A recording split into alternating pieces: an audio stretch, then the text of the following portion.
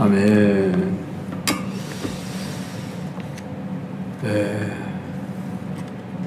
압살롬의 반역이 주는 교훈이라 하는 이런 제목으로 말씀을 드립니다.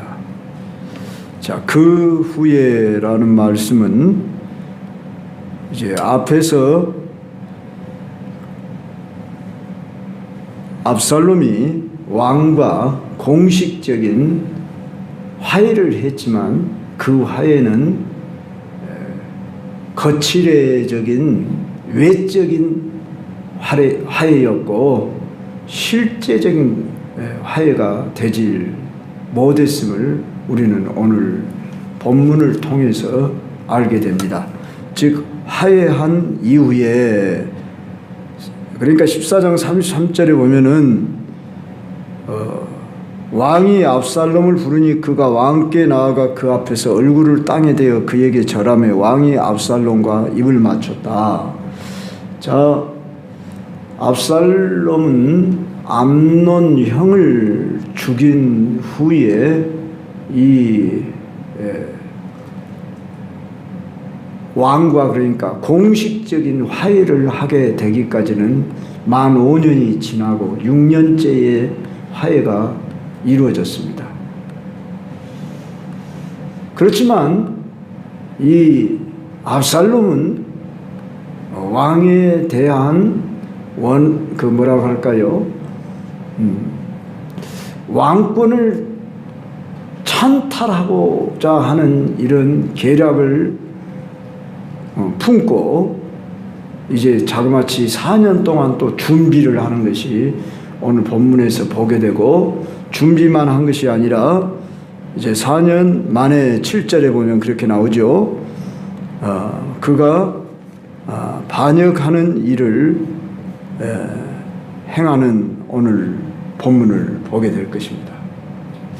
자, 압살롬의 이 반란 사건은 압살롬 개인 혼자만의 어떤 폐륜 배반의 행위가 아니라 이스라엘 백성들의 동조 속에 일어난, 그러니까 물론 그렇게 반역을 꾸민 것은 압살롬이었지만 거기에 동조를 안 해준다 그러면 반역을 혼자서는 이룰 수가 없습니다. 그런데 많은 사람들이 압살롬을 따랐고, 특별히 오늘 12절 마지막 절에 보면은 다윗의 모사란 카운셀러라, 그래서 상담자, 그 다윗의 책략자, 아주 그 다윗에게 있어서 귀중한 사람이었던 아히도벨을 자기 사람으로 포섭하고 그 아히도벨까지도 반역하는 일에 동조하게 해서, 즉 반역을 일으키는 이런 과정을 오늘 보도록 하겠습니다. 자, 이런 반역 사건이 일어나기까지는 다윗의 그 압살롬을 회개시키는, 그리고 징계로 말미암아 회개로 이끄는 그 과정을 한 번도 행하지 않고 내비두었지요. 3년 동안 도망친 기간 동안에 다시 돌아오도록 요압 장군이 힘을 써가지고 돌아오게 했는데도 불구하고 만 2년이 지나도록 아무 무슨 대책을 세우지 아니했습니다. 그래서 5년을 보내고 6년째 되는 해에 오늘 이 얘기가 계속되는 내용인데, 이렇게 자식의 잘못된 길을 간 일에 대하여 자신의 과오를 생각하고 또는 왕권의 어떤 실추, 그런 걸 생각하고 그냥 덮어두려고 하는 이런 가운데 세월만 보내고, 또 용서하는 과정이 그냥 입맞추고 예전에 일이 없었던 걸로 하고 그저 화해가 이루어진 것이 사실일지 몰라도 어느덧 4년 동안 그는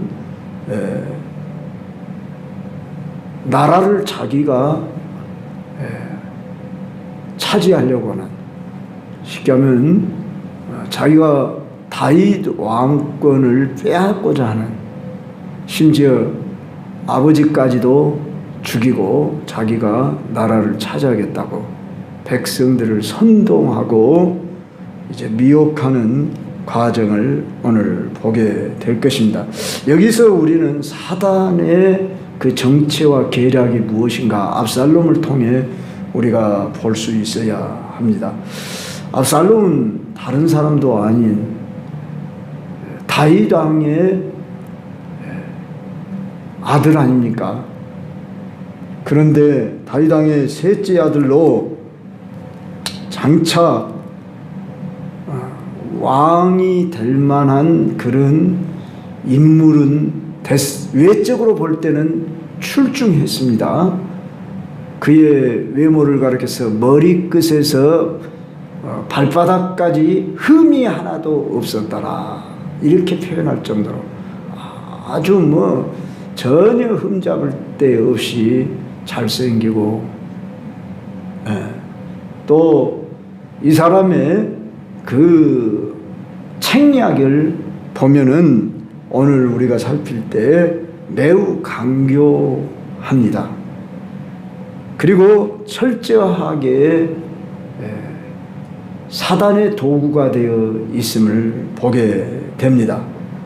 그것은 무엇 때문이냐 그러면은 백성들을 선동하는데 백성들의 마음을 다윗 왕에게서 빼앗아 자기에게로 돌리고자 하는 이 일에 자기가 열심을 내고 있습니다.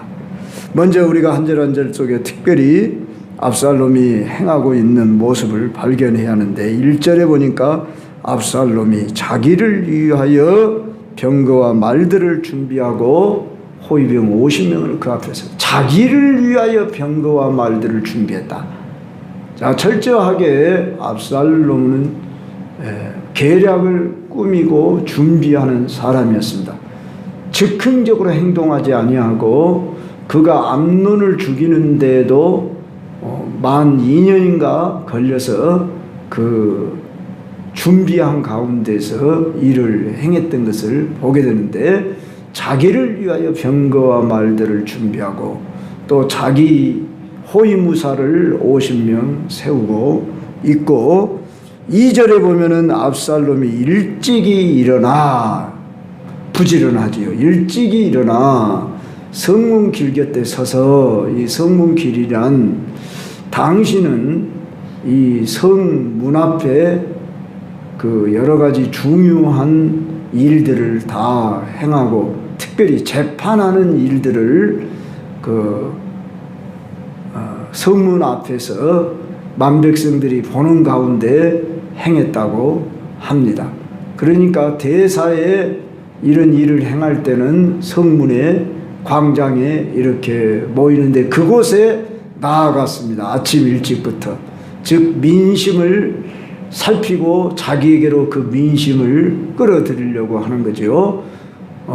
어떤 사람이든지 송사가 있어 고소할 억울한 일들이 있어서 왕에게 재판을 청하러 올 때면 당시 이 재판장은 네 사람들 중에서 제사장이나 장로들을 세워서 재판장으로 했다고 합니다. 그래서 왕을 대신해서, 왕이 일일이 다 할 수는 없지 않겠습니까?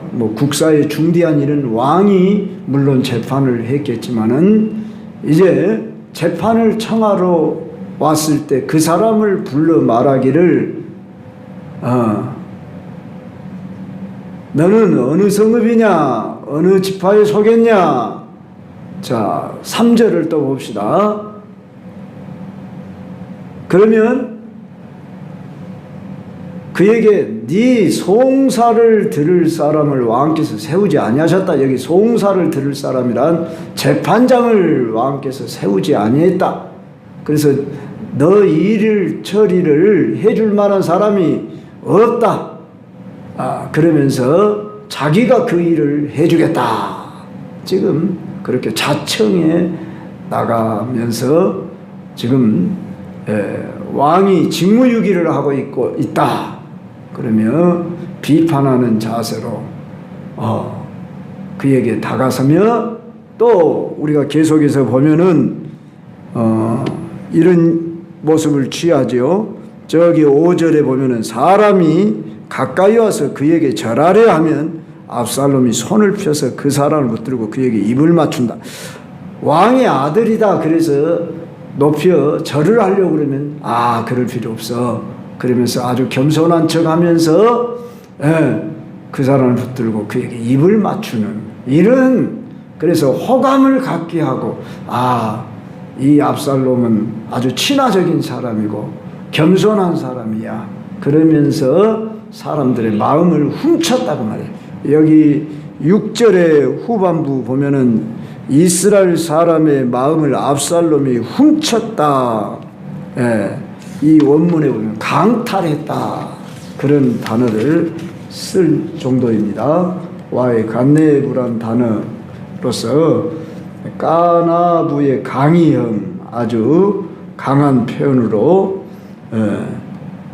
그들의 마음을 훔쳤다. 이런 표현을 쓸 만큼 이 압살롬이 행하는 일은 사단의 전형적인 모습입니다. 사단, 마귀는 무엇 하는 자입니까? 도적이 오는 것은 도적질하고 죽이고 멸망시키려는 것뿐이다. 요한복음 10장 10절에 마귀 사단을 가리켜서 도적이라 그렇게 말합니다. 빼앗는 자, 훔치는 자. 그래서 마귀는 눈에 보이는 자가 아니죠. 사람의 마음속에 들어가서, 생각 속에 들어가서 역사하는 영이지요. 오늘 이 세상에 온통 마귀가 역사하며 사람을 미혹하고 선동하는데 바로 이 압살롬이 그 일을 했더라. 백성들의 마음을 자기에게로 돌리고자 아주 그 일에 열심을 다했더라. 이른 아침부터 이 성문 곁으로 나아가서 백성들의 마음을 도적질하는 이 일에 앞장섰더라. 자, 자기 사람을 이렇게 만들어서 나를 따르게 함으로 인해서 준비하는 4년의 기간이 흘렀습니다. 그래서 7절에 4년 만에 이렇게 나오는 것입니다. 자, 우리는 이 압살롬을 통해서 바로 마귀의 하는 일은 마음을 이간질하는, 분리시키는 그런 일을 하는 자입니다. 어느 날 저는 정치 이야기를 안 하고 싶지만 안 할 수가 없을 만큼 우리나라의 여야의 모습을 볼 때에 여러분들이 헌법재판소의 그 마지막 과정이라든지 이런 데까지 여러분들은 뭐 관심이 없어 안 보셨는가 몰라도 아무리 해도 안 볼 수가 없더라고요. 그래서 최후 변론 같은 거 이런 걸 저는 보고 합니다. 여러분 나름대로 판단이 있고 다 있겠지만 오늘 이 나라에 되어지는 일을 우리가 바르게 이해할 수 있어야 하는데 도적질하는 사람, 거짓을 행하고 마음을 빼앗는, 지금 단순한 어느 개인의 또는 어느 당의 잘못이기 전에 이러한 일은 미 중간의 패권 아래에 우리나라가 흔들리는 그러한 현장이라는 것을 폭넓게 여러분은 볼 줄 알아야 하는데, 뭐 어제 오늘 일이 아니고 이 일은 아주 여러 가지 물론 이유가 다 있겠지만 제가 이 자리에 들어서 여러분들의 생각이 다를 수 있기 때문에 이렇다 말할 수는 없지만 한마디로 마음을 나누고 빼앗는 백성들의 마음을 오늘 둘로 완전히 분열되어져서 탄핵 반대 또는 탄핵 찬성으로 지금 완전히 나뉘어져 있습니다. 그래서 백성들의 마음을 무엇이 참이고 거짓인지 분별하지 못하게끔 하는 이런 현장이 우리나라의 현실 가운데 일어나고 있습니다. 네. 어찌 사단의 역사가 개입되지 않았다 할 수 있겠습니까? 또한 12월 3일 날 있었던 그 계엄 때 증인으로 나온 자들의 그 말하는 것들이 다르다는 점, 서로가 말이 다르다는 점, 한 사건을 놔두고도 진실하게 말하지 못하는 자가 있고 진실하게 말하는 자가 있다고 하는 점, 이런 모습들을 볼 때에 오늘 한마디로 말하면 인간들의 마음을 훔쳐 이간질시키고 자기 유리할 때, 편리할 때, 한마디로 자기 유익을 위해서 이렇게 진실을 말하지 말고 못하고 참을 말하지 못하는 이런 악이 가득한 세상이라는 것을 우리가 볼 수 있습니다. 우리는 오늘 이러한 도구로 쓰임 받지 않도록 우리 자신의 마음을 지켜야 합니다. 무릇 지킬 만한 것보다 더욱 네 마음을 지켜라 하는 잠언의 말씀처럼 우리는 마음의 관리를 잘하듯 깨끗한 마음, 정직한 마음, 진실한 마음, 내 속에 거짓이 들어오지 않는 마음, 나의 유리할 대로 어느 곳에 편승하는 그런 군중심리에 빨려 들어가는 그러한 일도 없어야 할 것입니다. 오늘 11절에 보면 그때 청함을 받은 200명 이 사람들은 예루살렘에서 헤브론으로 내려갔는데 그들은 압살롬이 꾸민 그 모든 일을 알지 못하고 그저 따라가기만 한 사람들이라. 한마디로 이유를 알지 못하고 따라가는 사람들. 여기 나오는 이 200명이란 다윗의 신하들이다 그 말입니다. 그런데 이들은 지금 왜 우리가 헤브론으로 내려가야 하는 줄도 알지 못하고 압살롬과 함께 따라갔더라. 그저 군중 심리에 의해서 부안해동하며 오늘도 이렇게 편승하는 사람들이 많은 것을 보게 됩니다. 잘못된 여론, 어떤 심지어 방송 이런 것들에도 미혹을 당하고 있는 경우도 허다합니다. 우리는 사단의 역사가 무엇인가를 알려고 하면은 진리를 바로 알아야 됩니다. 네. 물론 성경만 다 안다고 됩니까? 그렇게 말하는지 모르지만 성경을 바로 이해하게 되면은 세상도 바로 볼 줄 아는 눈이 열리게 됩니다. 그래서 무엇이 참이고 거짓인지 그걸 깨닫게 됩니다. 그러므로 우리가 말씀의 잣대에 바로 서 있는 자들이 되도록 그렇게 준비되어야 합니다. 두 번째로 이 압살롬은 헛된 공약을 세운 거짓말하는 자였습니다. 4절을 보십시오. 또 압살롬이 이르기를 내가 이 땅에서 재판관이 되고 누구든지 송사나 재판할 일이 있어 내게로 오는 자에게 내가 정의 베풀기를 원한다. 내가 정의, 전에 성경에 공의를 베풀기를 원한다. 그렇게 번역이 되어 있습니다. 자신이 공의를 베풀게, 공의롭게 재판하겠대.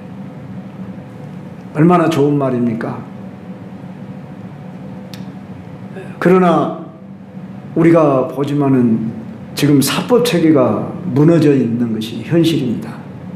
그래서 공의롭게 재판을 하지 못하는 지금 사법 체계가 되어 있음을 알아야 합니다. 뇌물 받아먹고 누구 편이냐, 내가 어느 쪽에 더 가깝냐, 여기에 따라서 들어주고 안 들어주고 하는 이런 믿을 수 없는 그런 세상이 되었습니다.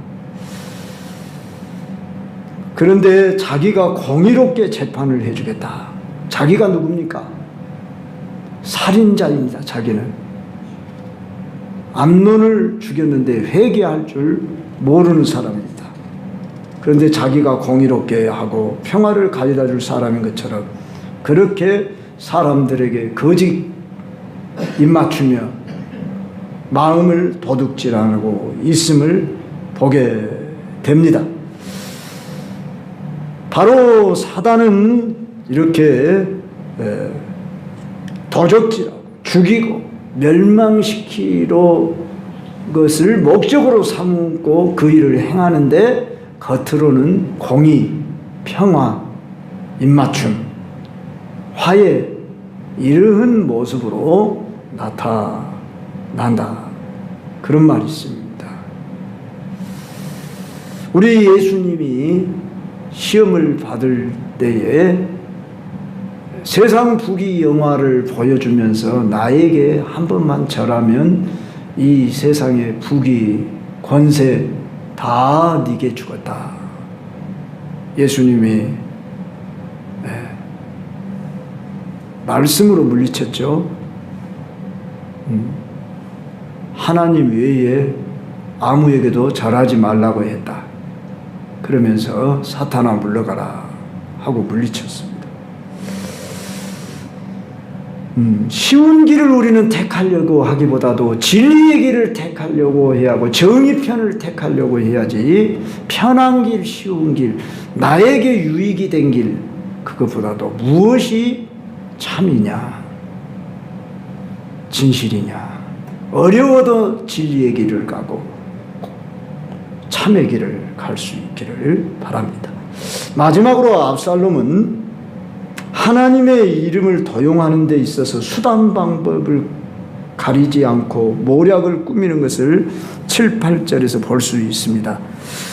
왕 앞에 나아가서 그가 이렇게 말합니다. 내가 여호와께 서원한 것이 있사오니 청하건대 내가 헤브론에 가서 그 서원을 이루게 하소서.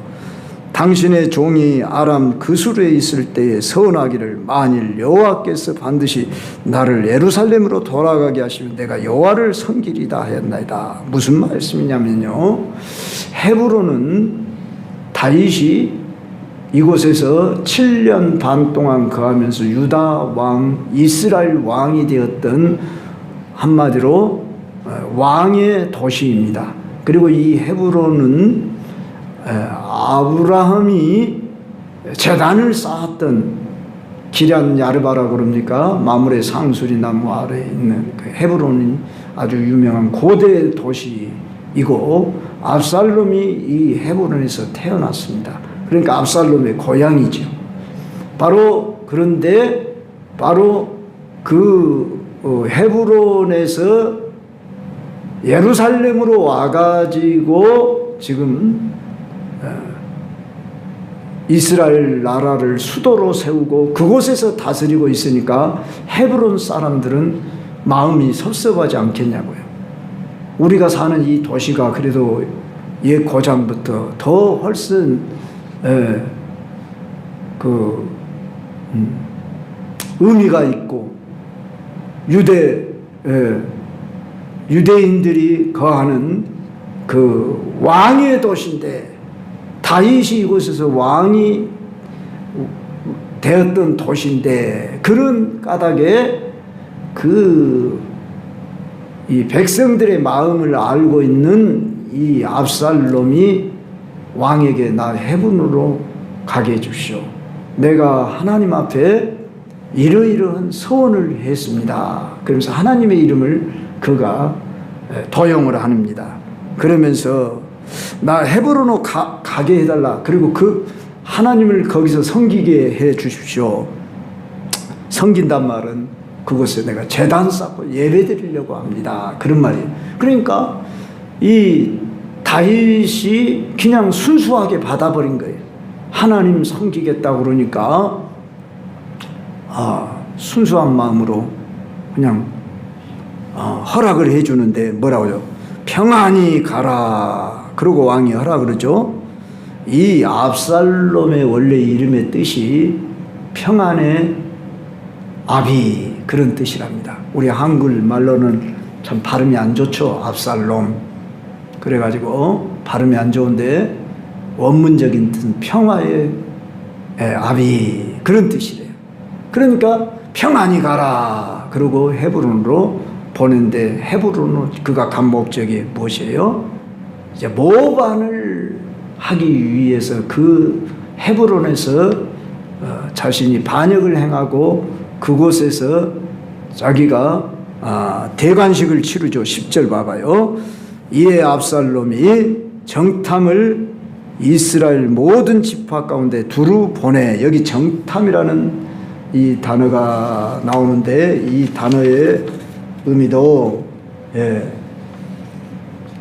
나쁜 소문을 퍼뜨리는 자들, 그런 의미랍니다. 자, 12지파에게 나쁜 소문을 두루 보내서 지금 다윗 왕을 비난하면서 압살롬이 이제 새 나라를 세우는 왕으로 합당하다, 지금 그러면 반역을 행하는 것입니다. 그러면서 나팔 소리를 듣거든 곧 말하기를 압살롬이 헤브론에서 왕이 되었다 해라. 그렇게 하고 이제 바로 헤브론에서 왕의 대관식을 치르는 일을 행합니다. 그리고 참고로 또 한 가지만 더 보면 12절에 다윗의 모사, 방금 제가 말씀을 드렸죠. 책략자인 즉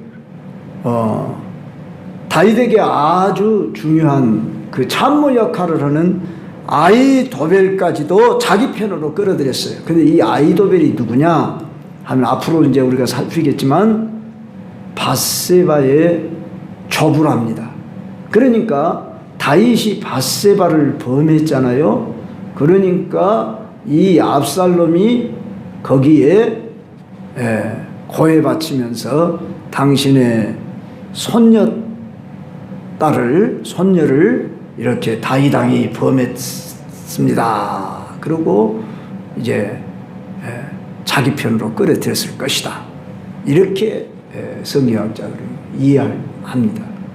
그러니까 다윗 왕의 마음을 빼앗아서 자기에게로 돌리는 일에는 아주 책략가가 바로 누구다? 압살롬이라고 말해요.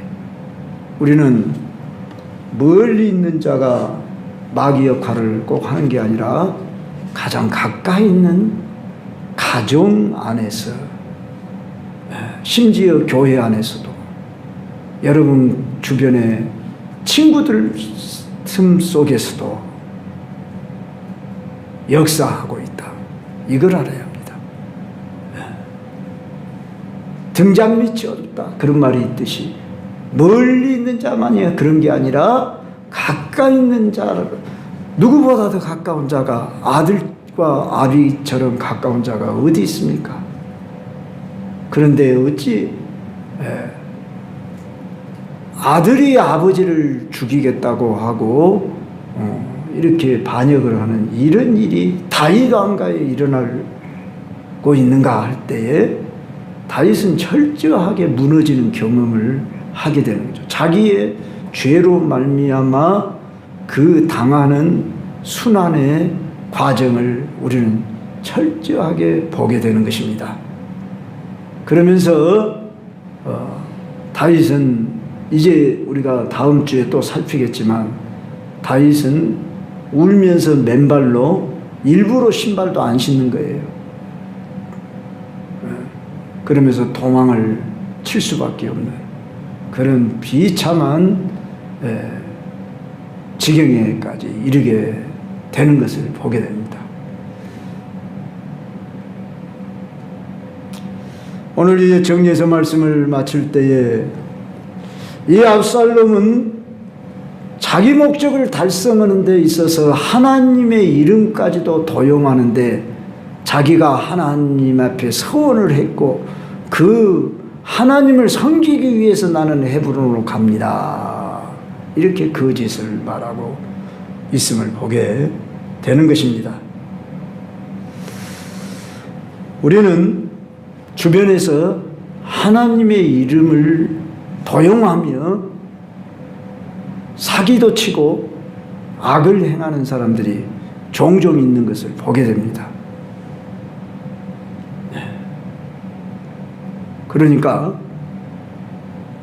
깨어있지 않는다면 미혹당하기가 쉽다 그 말입니다. 믿는다는 자의 이름만 가지고 다 되는 것이 아니라 그 말입니다.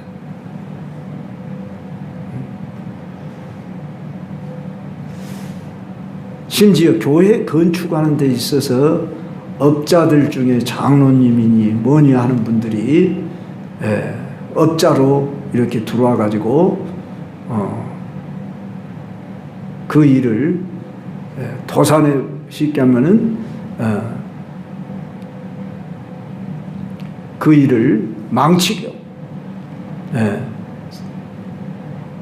제가 잘 아는 친구 목사님 경우도 그런 것을 당했고 뭐 그것뿐이겠습니까? 믿는다는 사람들이 더 악한 일을 행하는 경우들도 종종 있더라 그 말입니다. 그래서 어떤 사람들은 이걸로 시험을 받고 교회를 떠나는 사람들도 있곤 하잖아요. 그러나 우리는 사람을 보고 믿는 사람들이기 때문에 어떤 누가 나를 속이고 어떤 누가 나에게 해됨을 주었다 해도 우리가 주님을 부인할 수 없고 주님을 떠날 수 없습니다. 우리는 사람을 보고 믿는 자가 아니기 때문에 그 사람 속에 역사하는 악한 영이 그렇게 한 것이죠. 그런데 우리가 미혹받지 않으려면은 깨어 있는 가운데 우리가 그러한 도구로 쓰임을 받지 않아야 할 것은 당연하고 또한 이용당하지 않도록 우리 자신들을 삼가 늘 깨어서 분별하는 지혜를 얻도록 하셔야 할 것입니다. 오늘 또 압살롬과 같은 이러한 자가 사단의 역사로 집안에 내 혈육을 통해 난 자식을 통해서도 역사할 수 있구나. 다른 사람이 아닌 다윗이 누굽니까? 하나님의 사람이지 않습니까? 근데 하나님의 사람의 가정의 자식에게서도 이러한 죄악이 저질러질 수 있구나. 이것을 우리가 본다면 우리에게서 아무 그런 일이 전혀 일어날 수가 없다. 이렇게 보기보다는 항상 우리는 겸손히 우리 자신을 살피며 우리가 깨어있는 자들로 오늘 지혜로운 분별을 하는 사람으로 살아가야 하겠습니다.